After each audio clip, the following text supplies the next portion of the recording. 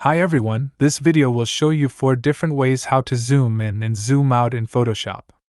The first way is using the zoom tool. Click this zoom tool icon. To zoom in, click this plus button and then click anywhere you want to be the focus of the zoom in.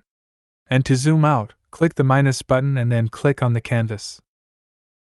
If you want to fit the image onto the canvas, click this fit screen button, or if you want to fill the image onto the entire canvas, click this Fill Screen button. The second way is by going to the View menu, and then select either Zoom In or Zoom Out. The third way is using shortcuts. Press the Ctrl and plus keys on your keyboard to zoom in, and press Ctrl- to zoom out. If you want to fit the image onto the canvas, press Ctrl-0. The fourth way is still using shortcuts.